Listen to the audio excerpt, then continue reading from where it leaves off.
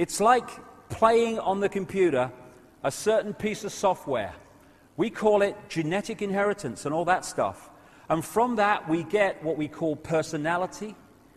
We get all the other genetic traits, and we think they're who we are. It's a software program. Cultures, different cultures, they're software programs. Nothing wrong with them. Love them, experience them. Illusions only control you when you think they're real. When you know they're illusions, play with them, have a laugh. But they're software programs. We're not human. That's our experience. It's not who we are. Even my body's the same.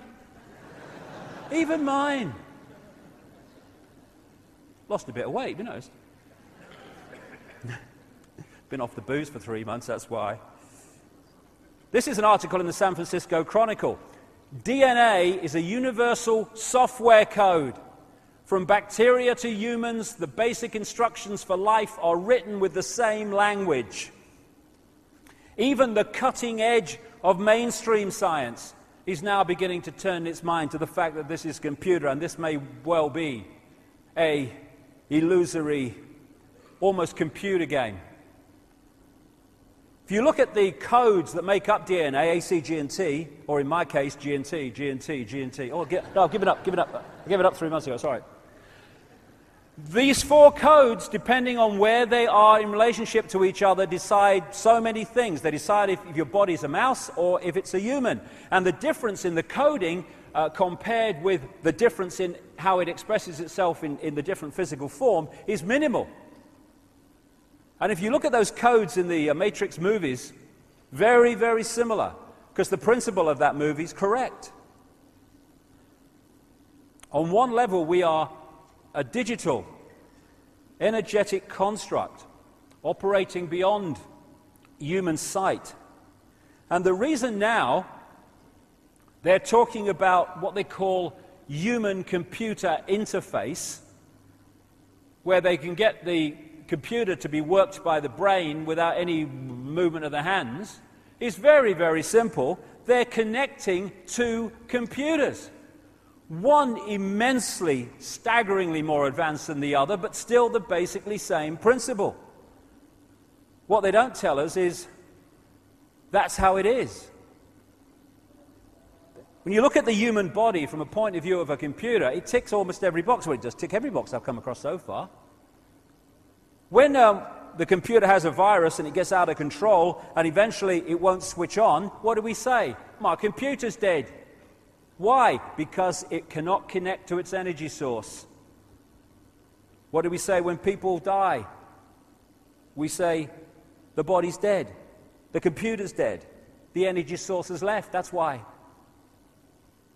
We talk about putting computers into sleep mode where they just tick over and slow down and shut down to a very large extent. So do we. Then we've got Norton antivirus and all these other antivirus technologies. And what do? They are programmed to attack viruses and threats to the body, to the PC computer, desktop computer's functional system. We've got a Norton antivirus, we call it the human immune system. Does the same basic principle, because it's a computer. This is a picture, an enhanced version of a picture taken at the Necker Hospital in a research process in Paris. And this is a motherboard. That is the motherboard of the body computer. And that's the system, the meridian system, the circuit board, that acupuncture and other alternative forms of healing work on. Why? Because this chi energy, as the Chinese call it, going around the body and these lines, is information passing around the computer, just like information passes around the desktop computer. And they found in their experiments that when this energy is moving too slowly compared to optimum, the body starts to show signs of dis-ease and disharmony. Why? Because the information going around the body and being processed is being processed too slowly for optimum health. What do we say when we've got a virus in our computer on the desk? my computer's bloody slow today. Same thing. And the acupuncture needles and other forms of Chinese acupuncture healing are there to reharmonize the flow of this energy so the information's passing around to optimum and we become well again. Then you've got the brain. The so-called brain of the computer, as they call it, is the central processing unit, the CPU. The brain of the body is the CPU of the body computer. It's the main processor of information, receiving and sending out. And it's decoding information all the time, and therefore creating our reality.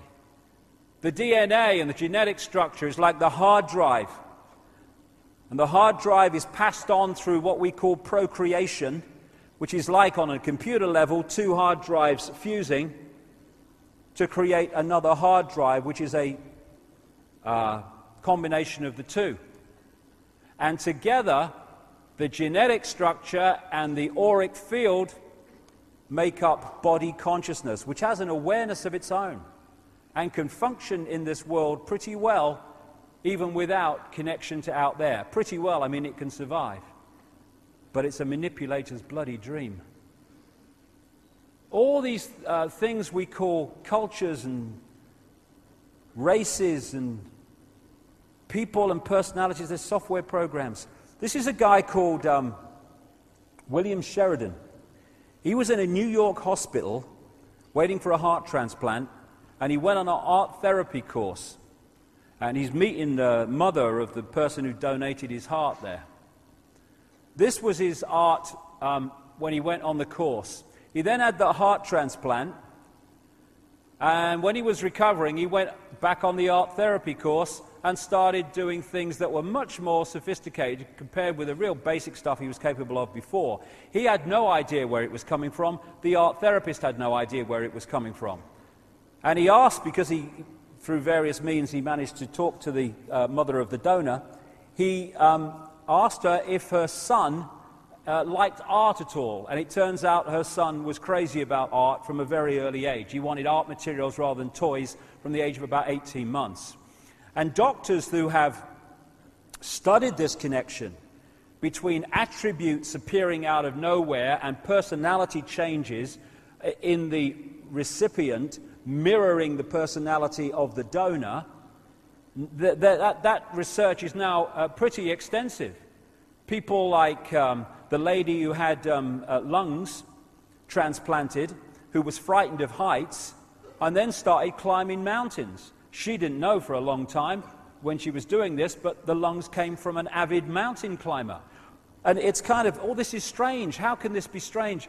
How can this happen? It's because it's a computer download. The recipient organs and the energy field that goes with it are downloaded into the recipient's computer and then become available to affect the personality and to affect the abilities and attributes of the receiver. My great friend Creda Mutwa in Africa, the Zulu shaman, he told me when I called him, I talked to him about this some years ago, and he said, oh yes, he said, in Africa when they used to eat people, he said it was a golden law that the people who they were eating had to be boiled to a certain temperature and for a certain time, because the legend was that if you ate them without that being done, then you became them. You took on their personality. Now, one of the great ways that we identify with being this is I'm a man or I'm a woman. And nothing wrong with that. It's an experience. They're very different experiences. Great, fabulous. It's an illusion. Enjoy it. But we get caught in the illusion that they're who we are. Suddenly we are in a place where we can get manipulated and diverted. Now, how can who we are be a man and a woman when the nature of that can be changed by chemical change? This is not, but it's a chicken indicating the story I'm going to tell. Freaky the chicken. You might have heard that story a few years ago. Freaky the chicken started out life as a hen, laying eggs, all that stuff. And then suddenly, because something happened in the chicken's body to create massive amounts of testosterone, it grew a comb, it started crowing at dawn and chasing the hens. Why? Because it had moved from being a woman, female, to a male purely by a chemical change. Because it's the computer changing, not us. I got this from BBC News recently. Scientists have been able to take control of flies' brains to make females behave just like males. Researchers genetically modified the insect so that a group of brain cells that control sexual behavior could be switched on by a pulse of light. The team was able to get female fruit flies to produce a courtship song, behavior usually only seen in males. Why? Because it's a computer program, it's software. Sometimes I get up early in the morning, in the winter, before dawn, and I sit there in the office working on the website and stuff, and then the sun starts to come up and the bird song starts. And I'm thinking, is there like a conductor with a stick waiting for dawn? I'm going, cue! No! They just start singing. Just like Freaky started crowing at dawn when the testosterone came in. Because it's a body-computer program, a software program. Then we talk about personalities and emotions. It's no accident, I would suggest, that so many, enormous numbers of near-death experiences tell the same story, that when they've left the body in that period, they don't feel emotion like they feel it here. They're not cold, but they don't feel that intensity of emotion that we feel. Why? Because that's a body consciousness software program. This is why psychiatrists and people, they say, some of them, they can break down human personalities into about 12 archetypes and combinations of them. You can't do that with infinite possibility, but you can do it with computer programs. We had that lady in Britain a few years ago who had been in institutions, in and out of them, with real manic, deep depression for 40 years. And her personality, people say, oh, she's a manic depressive. That's who she is. That's her. 40 years later, someone said, what happened about the time this started? Can you think? Did you do anything? And she said, the only thing I can think of is that I had something like 19 tooth fillings, mercury. It was pointed out that maybe that could be a connection. She had all the mercury teeth fillings taken out, went on a mercury detox. After 40 years, manic depression, gone. Because it was a computer level of operation that was manifesting it due to a chemical imbalance. We're not even our emotions most of the time.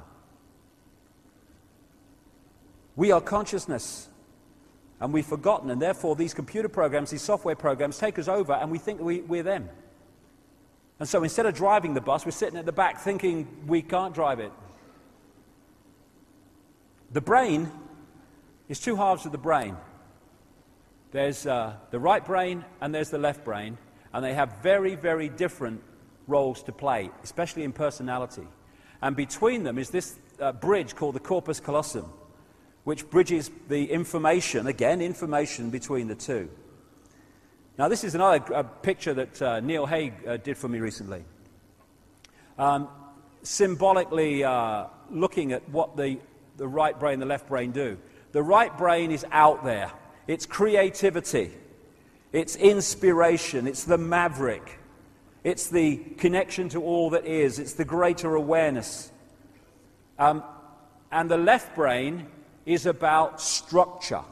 It sees things in parts, not as wholes. It wants things to be structured. It's about language, and it's about organization in a physical way. It's about being what we call, though often that's not what it is, rational thinking. And both sides of the brain are necessary. If you get a right brain person, we've all met them, they're fantastically creative, but they're out on another cloud. There's nothing going on down here. But you get a really imprisoned left brain person, they can't see the connections with anything. They're here. Boom, boom. I'll tell you a story. Sound like Max Bygraves. I'll tell you a story. Not many people reacted there. Who's Max Bygraves? Shows me bloody age. Yeah, he's just a bit older than me. Anyway, what happened was I was asked to speak at the Oxford University, right? Now, there are whole brain people at Oxford University. I'm not knocking it, but because of the nature of it, there's a hell of a lot of real left brain people at Oxford University. And I had this bizarre situation. When I do something like this to open-minded people, I just give it, there you go, there it is, make of it what you will. But when you're talking to a real left brain audience, even at the elite Oxford University, where they've passed all these exams to get there, he's clever, I'm sitting in the hotel room before I'm going to do it, and I'm thinking, how do I put this in baby steps so they'll get it? Why? Because the left brain is what I was talking to there, and it doesn't get this wider picture. I'll come more to that in a second. Now, I want to give you an idea of this left brain thing. If you go to my website, davidicke.com, and you go into the What is Reality Research Archive, you can see this 20-minute clip of this lady. It was sent to me a few weeks ago, and it was like a eureka moment because of what she experienced. This is a lady called Jill Bolte Taylor, who's a neuroanatomist, brain scientist for short, and she had a stroke which shut down her left brain, and instead of conking out, she spent hours experiencing what was happening while it was going on. And she talked about the fact that she got up, she was having this stroke, she didn't realize it immediately, and she got onto the exercise machine. This is how she describes what happened. So I got up and I jumped onto my exercise machine, and I'm jamming away on this thing, and I'm realizing that my hands look like primitive claws grasping onto the bar. I thought, that's very peculiar. And I looked down at my body and I thought, whoa, I'm a weird-looking thing. And it was as though my consciousness had shifted away from my normal perception of reality, where I'm the person on the machine having the experience, to some esoteric space where I'm witnessing myself having this experience. I looked down at my arm and I realized that I can no longer define the boundaries of my body.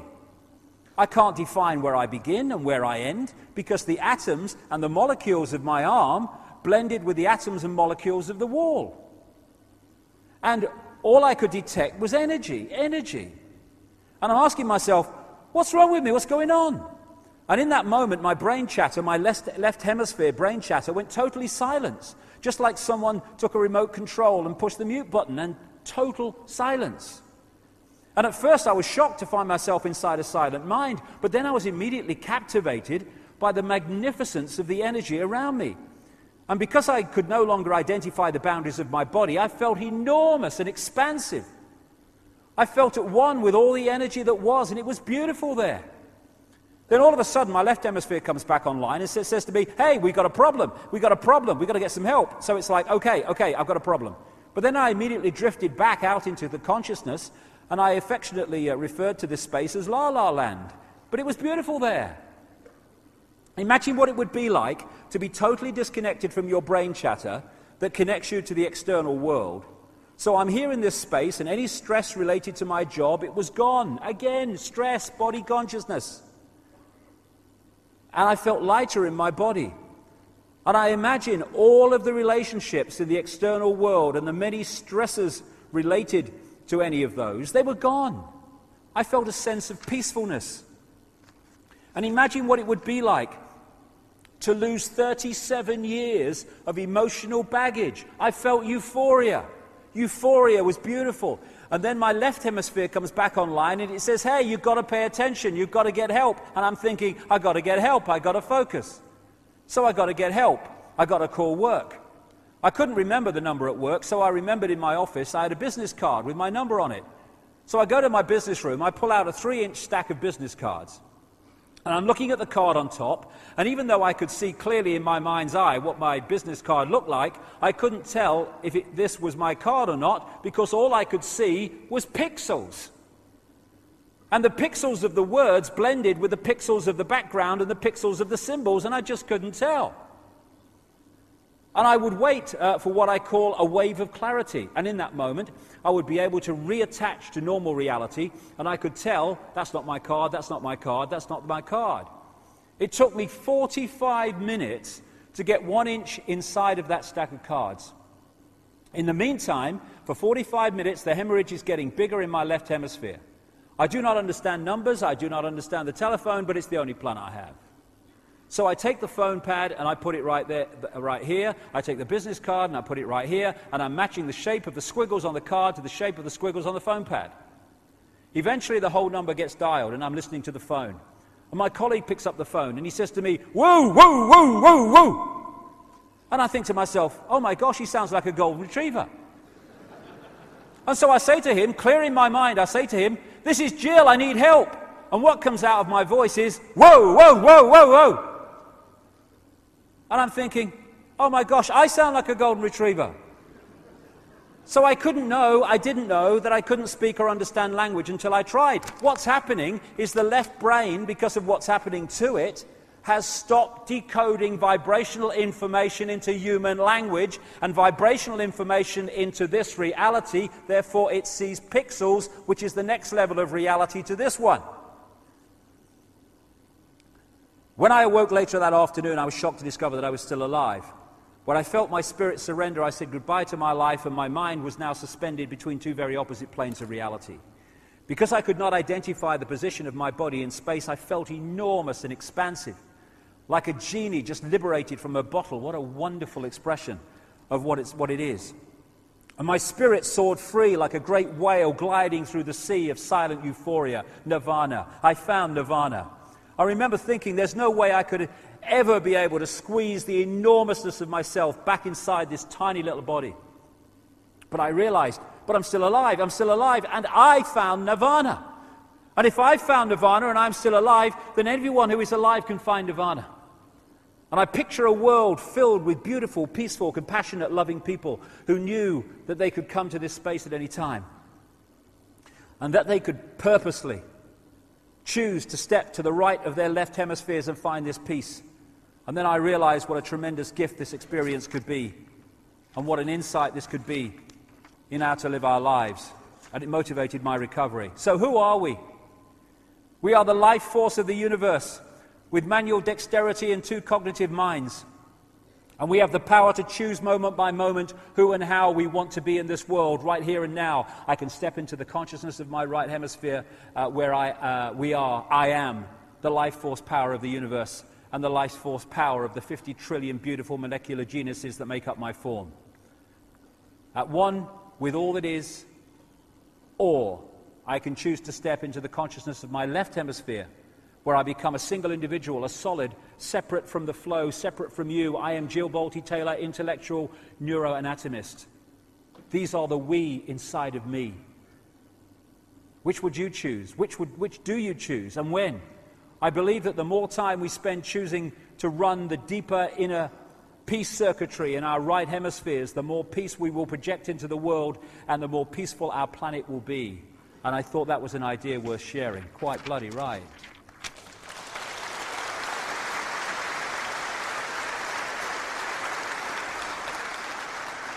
And that is someone experiencing what I'm saying here, that we are decoders of information, and this is an illusion. It is a decoded holographic illusion. And this bridge, the corpus callosum, is a target for those that manipulate us big time. When we take psychoactive drugs, I did it twice, about 2003. It was quite an experience, but I don't feel the need to do it again. What is happening is it's affecting the way our brain, mind, bodies decode reality. And it is opening up a wider range of frequencies. And that's why we experience extraordinary things. How can this be? This is not real. No, it's not real here, but it is real. And other times you access frequencies that are so far out there, the left brain can't work it out. I call it bugger me time, you know. Bugger this, I can't work this out. And you get these kind of amazing concepts and energies and consciousness coming at you, and the left brain's trying to work it out. Well, you got to decode it into something, you know. And it's like, all right, it's a turquoise eagle eating a Big Mac. Okay, I'll do that. And then you go, hey man, I had an incredible trip last night. I saw this big turquoise eagle. It was eating a Big Mac, you know. No, that was bugger me time. It couldn't work it out, mate, what was going on. And this is the target. The left brain. The soldiers on the door. This is a key to understanding this conspiracy. The whole of society is structured to turn people into left-brain prisoners who experience reality through that version of perception. Apartness, division, I am Charlie Smith. I must jump over everybody. To succeed, I must be a success. People must say you're successful. That's my identity, that's my sense of self. And so what they do, look at the system. If you want to progress within the system, this left-brain society we live in, then you have to be very, very good at passing exams. You go to school, you pass exams. And what are you doing in exams? You're taking information given to you, you're putting it in the left brain, you're holding it, you're regurgitating it out on an exam paper by telling the system what it's told you to believe. If you're very good at that, you go to university. If you're really good at that, you go to Oxford University or Cambridge or Yale or somewhere, unless you've got a few quid, in which case you go anyway, like George Bush. Anyway. And then you choose your speciality. If you're very, very good at university at passing exams, boom, boom, boom, boom, boom, boom, then you get great degrees, and then you get your speciality, and you go into being a doctor or being a scientist and being even a politician, all these people.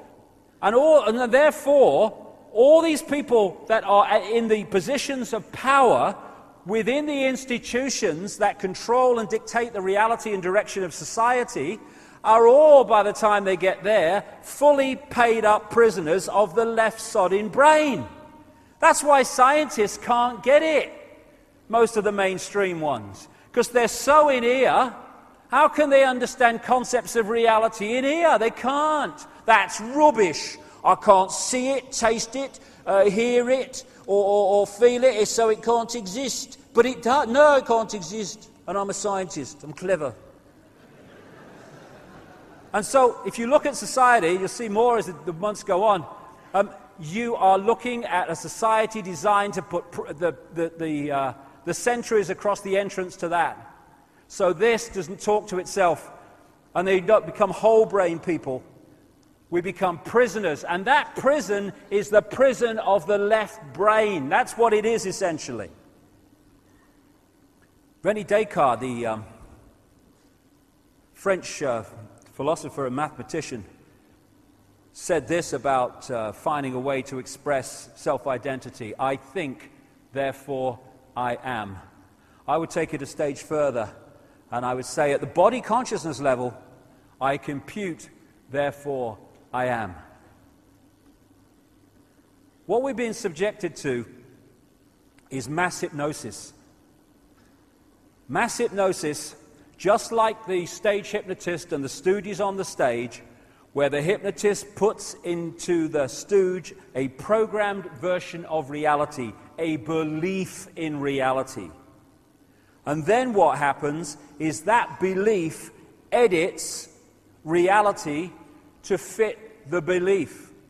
So suddenly they see an elephant in the audience. There's no elephant in the audience, but there is in their reality. They taste a potato and eat a potato and taste an apple, because although the electrical signal of the taste of the potato has gone to the brain, the imposed belief, the program, recodes that signal into the taste of an apple. The person is tasting an apple while eating a potato, because this is what MSG does in food.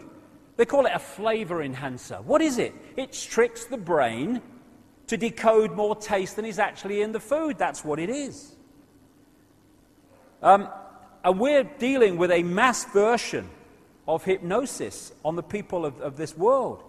Paul McKenna, he's a hypnotist and works with the mind of people, television shows and stuff like that. I watched, maybe I saw this. It used to be on the internet. I don't think you can see it now, but it was from the Top Gear program on BBC. And if you haven't seen it, what happened was this guy, Richard Hammond, he was put under hypnosis by McKenna, And the first part of it was they were out filming at a racetrack. And of course, once you're put into a trance, a programmed reality, you lose the memory of being put into the programmed reality. That's how it works. Nothing's happened to you in your mind. So Hammond's just about to get in a car to drive McKenna around the track, and McKenna just went like that with his fingers, and Hammond went, boom, gone. And McKenna said to him, when I bring you back to a waking state, or words to that effect, you're not going to be able to know anything about how to drive a car. He's come back, he has no idea that's happened. Sits in the car, got the key in his hand, doesn't know what to do with it. Completely lost. Doesn't know the first thing about driving a car. So they come back to the studio live here, and they have a laugh about it and everything, and Hammond thinks it's all over, but, you know, McKenna's sitting there and everything. And then McKenna does the same thing in the studio. Hammond, and he tells him that this car, this toy car, is actually his real Porsche 911 Turbo or something, some flash bloody car. And he goes over and he gets into it, thinking this is his real car. That's what's going on in his mind as he decodes reality. And then Jeremy Clarkson drives this one into the side of this one. He reacts as if he's just pranged his real car. Why? Because reality is being decoded in his mind. And to him it's real. And that's what's happening to us all the time. We're asleep. We're in a trance. And that's why it's so appropriate when people say, I'm waking up now. I can see it. As Voltaire said, so long as the people do not care to exercise their freedom, those who wish to tyrannize will do so. For tyrants are active and ardent and will devote themselves in the name of any number of gods, religious or otherwise, to put shackles upon sleeping men. And of course, first, you must have sleeping men and women, and that's what the whole deal has been about. You are getting sleepy, sleepy, sleepy, sleepy. Good evening! Now tonight's news. These people are hypnotists, they don't realize it. They're programming a reality by repetition of a version of reality that they pound out on their mainstream news all the time. We see things not as they are, but as we are. The conspiracy in a line. The idea is to get us to think that we are the person we see reflected in the mirror. No, that's the vehicle we're using to experience this reality. This is who we are. Division is what they want. A sense of oneness is what they don't want. And oneness, not just between humans, but between everything. You know, the ancients talked about, and some people still talk about today, about going and experiencing the spirit of a mountain or something. And of course, the left-brain scientists, you can't experience the spirit of a mountain, it's a pile of rock. Because that's what the left brain sees it. And yet, the mountain is just energy consciousness, and that's a holographic version of it that we see on the physical level. So you can interact with that, just as you can interact with plants. This is Virginia, Credo Mutwa's wife, and she's got a herbal garden, and she talks to her plants. And she puts little coins next to them in thanks when she's taken bits off them to use in herbal remedies and stuff. And of course, the left brain is to go, what's the plant going to do with the money? Is it going to buy beer? It's stupid, you know. No, it's energy. It's a representation of energy. Oh yeah, I get that. Oh, stupid. We are consciousness, we are energy, we are all one consciousness. So, where are we? Where are we? We are in our own minds, basically. We are in our own heads, symbolically. We are decoding reality in our own minds. It's not out there, it's in here. We are taking frequency fields and vibrational fields, and we are, through the brain, turning them into a holographic reality that does not exist out there. Holograms appear to exist in space, but they don't. Holograms you buy in the shops. This hologram doesn't have space either. We are decoding it into a holographic television station within the frequency of visible light. We talk about seeing is believing, but it ain't.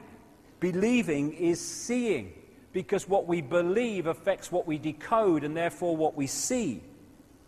There's that great line in the Matrix movie where the Neo character saying to the Morpheus character, what is real? And Morpheus says words to the effect of, what is real? If you're talking about what we can see, touch, taste, hear, etc., then real is just electrical signals interpreted by your mind.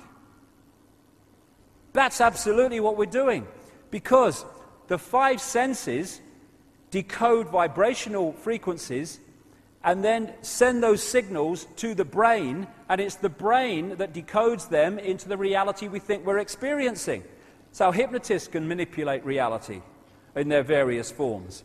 The visual cortex areas of the brain do it in relationship to the eyes. What we think is out there actually exists, symbolically anyway, in our head. As the neurons fire in a certain sequence, they create reality based on our belief. Now, if we've got open minds, we can be decoding vast, vast realities and be multidimensional in our perception and awareness. We can be in this world physically, but not of this world in terms of our point of perception. Therefore, we're going to see the world in a completely different way to those stuck in left brain consciousness. Or we can get caught in the eggshells, in which case we are decoding a very small band of frequencies, which makes us think we live in a world of limitation. We exist as an energy construct. These are the vortex points, the colors here. We call them chakras, wheels of light in the Sanskrit language. The vortex points in the body. When this goes through the decoding process, it becomes the holographic image we see as a human being. But it only exists, we only exist in this form when we've been through that decoding process. In this book, The Holographic Universe, great book where he pulls together, Michael Talbot, the scientific information supporting the idea that this is all a great hologram.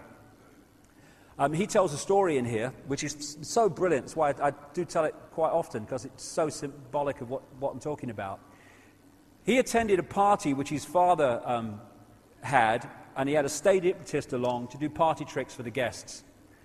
There came a point where the hypnotist is dealing with this guy called Tom, and he said to him, he's doing through the tricks, and then he said to him, when I bring you back to a waking state, you're not going to be able to see your daughter in the room. At which point, the hypnotist led the daughter to stand right in front of the father who's looking in her belly. He brings him out of to a waking state, or apparently so, and he says, Tom, can you see your daughter? Tom's looking around. No, I can't see her. She's giggling. He can't hear her. The hypnotist went behind the daughter, put his hand in the small of her back, and said, I'm holding something, Tom. What am I holding? He looked bemused because it was so obvious to him. He said, you're holding a watch. He says, there's an inscription on the watch, Tom. Can you read it? He peered forward, read the inscription. His daughter standing between him and the watch. Now, from a left brain perspective, Professor Richard Dawkins at Oxford University or something, that's impossible. You're one of these charlatans. But of course, from a left brain perspective, it's not possible. But when you realize the nature of reality, it is possible. Why?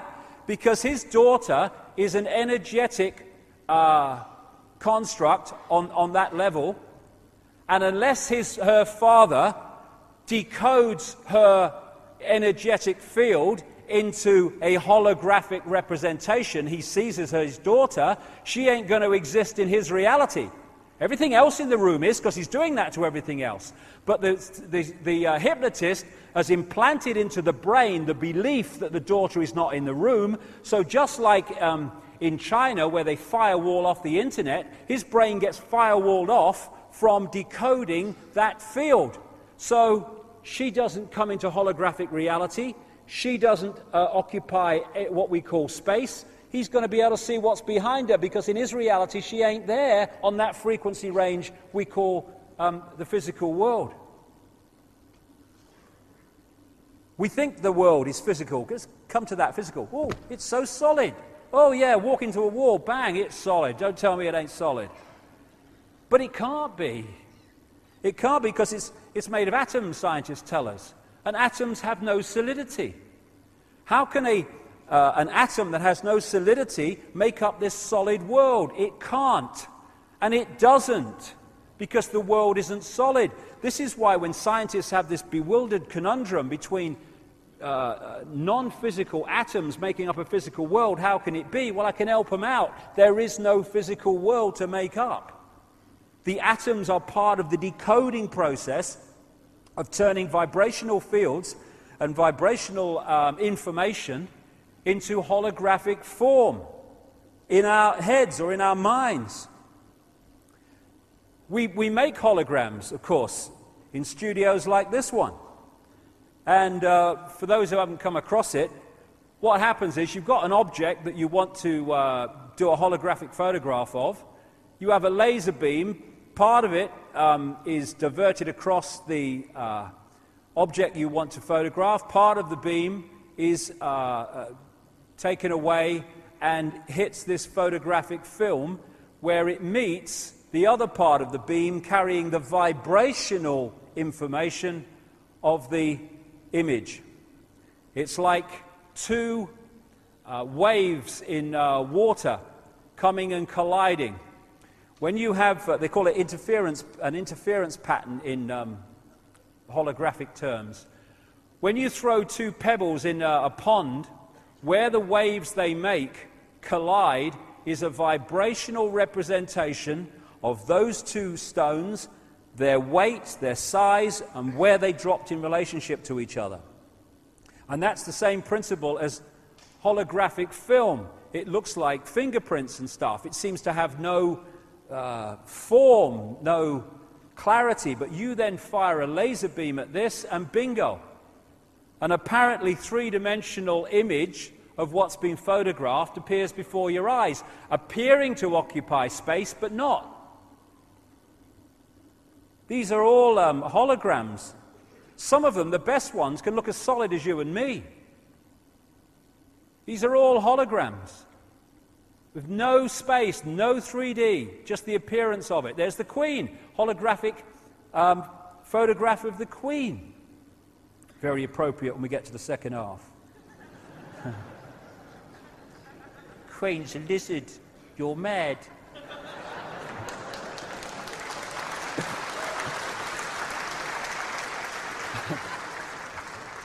These are not very good holograms, but you see how they could appear three-dimensional. Planets.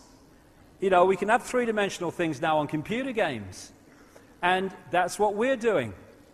Taking vibrational information and decoding it into a holographic world that appears to be out there but isn't. So, in a decoded state, this is what the world looks like. In an undecoded state, they are energetic vibrational fields. This reality has a number of levels, the coded and decoded levels. So we're living in a virtual reality game, basically, of great sophistication. And when we know that, we can enjoy it. When we don't know that, we can become enslaved by it, and we have been. And scientists, it's funny you see, because these scientists, the left-brainers, there are now some real cutting-edge mainstream scientists in some parts of the world who've opened up the right brain, and they're very impressive people. But and they're starting to get this now. But the left-brainers, I mean, it's like, you know in the pantomimes where someone's standing on the stage and someone, like a monster or something, comes behind them, and the audience is going, "He's behind you!" And they turn round, and the other person turns round with them, and they're going, "There's nobody there! He's behind." It's like that with science, because they're trying to work out these realities, but of course, as they're trying to work it out, their brain is decoding it into a holographic, apparently solid world. But they can't get at it because everything they touch, everything they look at, boom, it's hologram, boom, it's hologram, it's solid, it's real. So this is why scientists have to open their consciousness if they're going to get to the deep levels that we're talking about today. The other great characteristic of a hologram is that every part of the hologram contains a smaller version of the whole. Extraordinary characteristic. So if you cut a holographic print those wavy frequency fields, the interference pattern, into 4, and you fire a laser at the 4 pieces, you don't get a quarter-size part of the whole picture. You get a quarter-size version of the whole picture. Everything is a smaller version of the whole. And that is why this works and what it's based on, if people started to realize it. Things like reflexology and acupuncture and these other alternative forms of healing, they can find parts of the body, this is reflexology, acupuncture is the same, that reflect in different parts of the body the bigger parts of the body, so they can treat the heart from a point on the foot or the hand. Different parts of the ear, you can treat different parts of the body from a point on the ear. Of course you can. It has to be like that because the body is a hologram, and so the ear is a smaller version of the whole in the way it works. We have this thing, this line that people say, oh, everything's as above, so below. Yes, because it's a hologram. So, this is why the human energy field is mirrored by the Earth's energy field, because it's a hologram, and every part of the whole, at all the different levels, is a smaller version of the whole. What we're living in is a holographic internet, as I call it. If you look at what we call the internet, which we use on our computers, the only place the internet exists in the form that we perceive the internet, websites and graphics and colors and texts, is on the computer screen.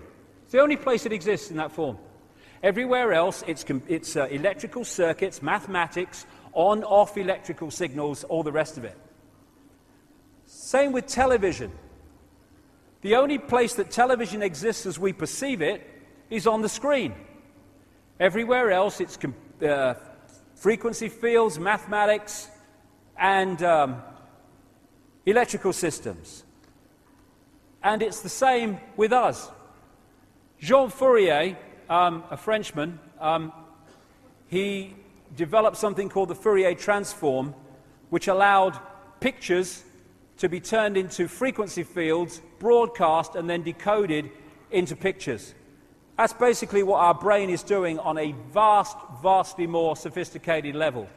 So what is the matrix, this holographic internet we live in or think we live in? We are part of its projection. It is energetic information. That's what it is. And we decode that information, and what we decode and how we decode it decides our experienced reality. Decides what we experience. We are crystals, basically. And so often, of course, in receiver transmitting, you see the use of crystals. The membrane of every cell, and we have trillions of them, is a crystalline substance. DNA is a crystalline substance. This is the membrane of a cell. And electrical signals make these gates open and close, letting in what's good for the cell, keeping out what's bad for the cell, etc., etc. Which is why when we get involved in disruptive electrical and electromagnetic situations, these can open and close at the wrong times and lead to ill health. But we are crystals, and we are transmitter-receivers of information. And this was an article on DNA that I read. From the characteristic form of this giant molecule, a wound double helix, the DNA represents an ideal electromagnetic antennae. Yes, of course it does.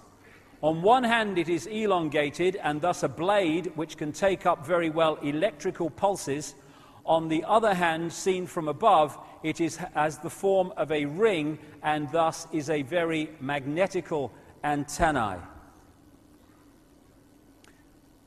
Don Juan, I think his name was, the shaman source of the Carlos Castaneda books, is quoted as saying this: "We are perceivers, we are awareness, we are not objects, we have no solidity. We are boundless. We, or rather our reason, forget this, and thus we entrap the totality of ourselves in a vicious circle from which we rarely emerge in our lifetime. And we don't do that because we're not meant to. Society is structured to keep us there. And these influences, programming information, sense of belief, the poisons we get in food and drink, religions that mess with our minds and close down our awareness, education and all this other stuff, medical drugs are affecting the decoding of this information, what we decode, how we decode it, and what range we decode. And at the level of the real manipulators, that's coldly, calculatedly done to put us in a vibrational prison we call a world. Bewildered world, going through it. What the hell is it all about? I don't understand. This is symbolic of the world we live in. For a body, computers. And we tap into this World Wide Web, you might call the cosmic internet, the holographic internet. And it's not, this is symbolic, the wires between them, because it ain't like that. It's like this. This Brixton Academy has wireless internet. It's here, everywhere, around us. We can't see it, it's not affecting our perception at all. But if I tune this computer to that Wi-Fi wireless internet, on that screen will suddenly appear that internet, that reality. And what we're living in, where are we, is a holographic internet, and that information exists everywhere around us, and we're decoding it unknowingly, though not now, increasingly, into this reality we think is the world. And so you had that scene in the Matrix movie, the first one, where Morpheus says, the Matrix is everywhere. It's all around us, even now in this very room. You can see it when you look out your window or you turn on your television. You can feel it when you go to work, when you go to church, when you pay your taxes. It is the world that has been pulled over your eyes to blind you from the truth. What truth? That you are a slave, Neo. Like everyone else, you were born into bondage, born into a prison that you cannot smell, taste, or touch. A prison for your mind. And the Matrix is everywhere because it is like a wireless internet which we're decoding. And we can decode vast areas of this internet. Or, as they do in China, that internet can be firewalled off so we only access that which suits those in control. And that's basically what's happened to us, not least through genetic manipulation.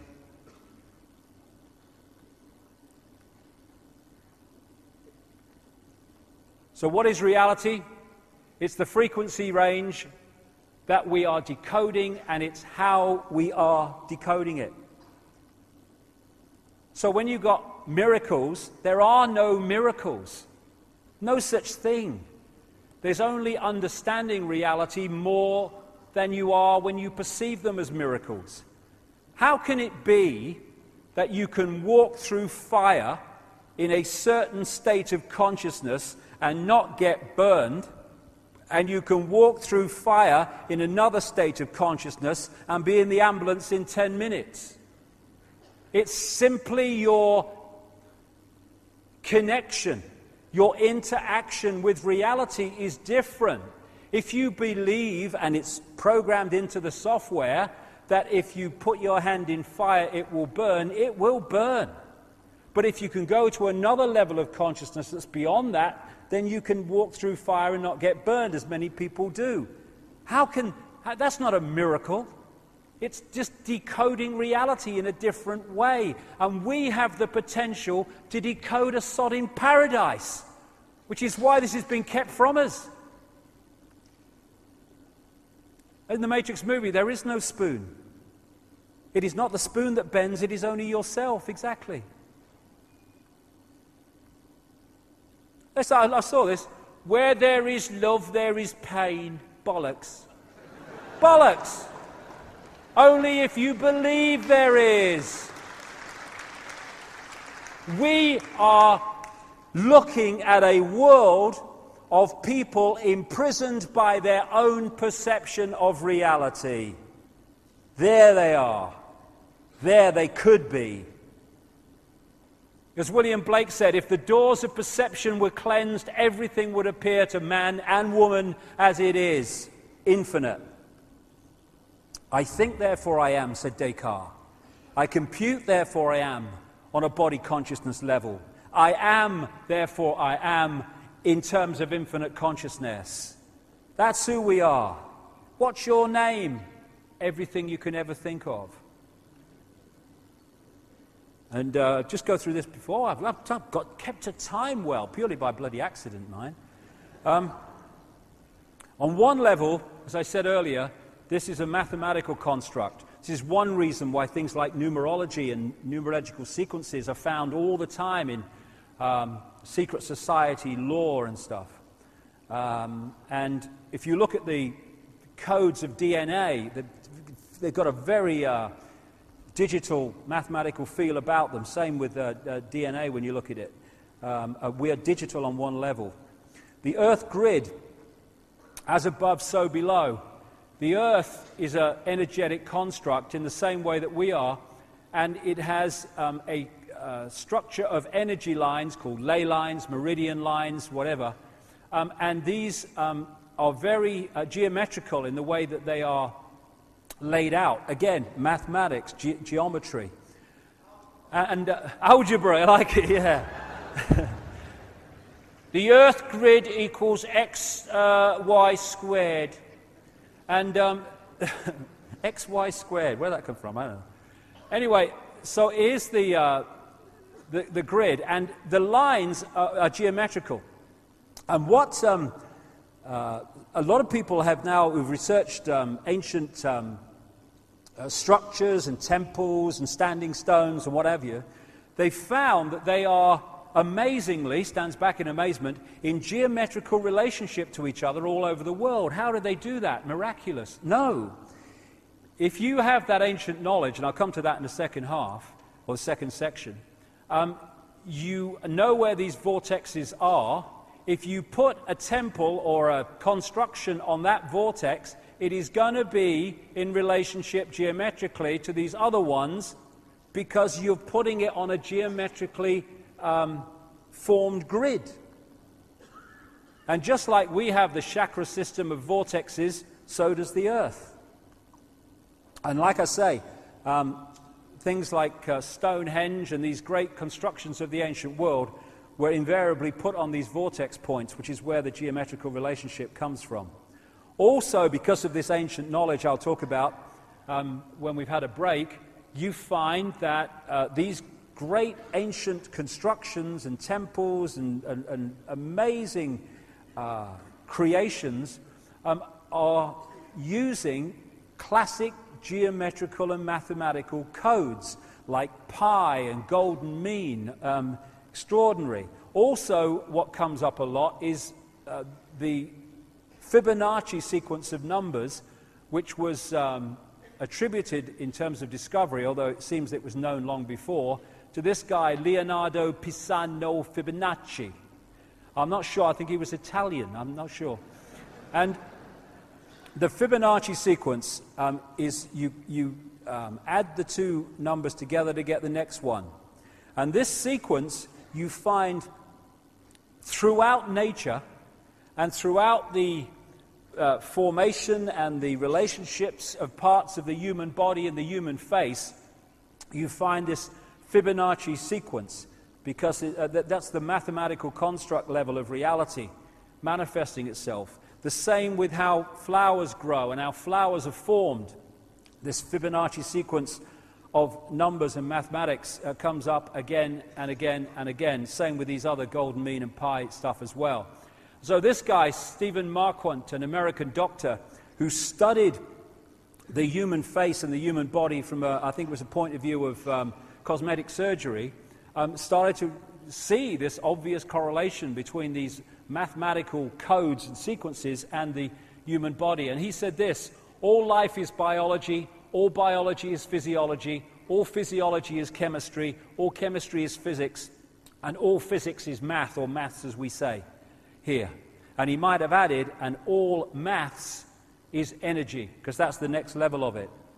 We live in a almost a mechanical construct on one level as it plays out, and through things like money and other things the manipulators have introduced and controlled, they're controlling the way or influencing the way this construct operates and turning us into robots and parts of the machine when we are infinite consciousness. It's the same with astrology. When we're born at a certain time, we pick up energetic vibrational fields that are around at that time that are affected by the relationship of the planets of that time, the sun at that time. And they can influence us because this affects our body consciousness auric field, and as we go through the sequences through our lives, as the planets move, we are going to be affected by them in a different way to someone born at another time in the cycle who will carry a different vibrational field and therefore interact with the planets in a different way. And these forces, these same forces, are what hold planets in the positions they're in. And when those forces change or move, so do the planets. So, as we finish this first section, what is reality? Whatever we believe it is, and more than that, given what we're going to talk about in the second section, whatever we are told to believe it is. This is the foundation of the conspiracy. And I've started with this because from that, as we move through the day, the way society is structured and the way that the whole system that we experience every day works starts to make dramatically more sense once we realize what we're dealing with, and also have the knowledge that those in the shadows, not the bushes and people like that, the ones with the real power, they understand all this, and they've structured society with that knowledge to control us through this knowledge. So the world is not controlled by men in dark suits sitting round a table. It's massively influenced by them because they're playing out this conspiracy. They're not the origins of it. This is where a lot of conspiracy researchers go so far and stop. They think this is it. It's the Bilderberg Group. It's the Council on Foreign Relations. It's the Freemasons. No. This is one level of it being played out. Behind that are the shadow people, the human shadow people, who operate behind the scenes, who control those people who are apparently in power and appear on the news and sign the legislation, but the real power's here, and they in turn are controlled by the other dimensional shadow people, which I'll get to big time in the second section. So, this is it. This is what it is. Tick-tock, tick-tock, tick-tock. It is a mind game. And that's great news, because we, with this knowledge, and with the knowledge of who we are, the dramatic, infinite genius of who we are, can take that power back. Thank you very much. 30 minutes.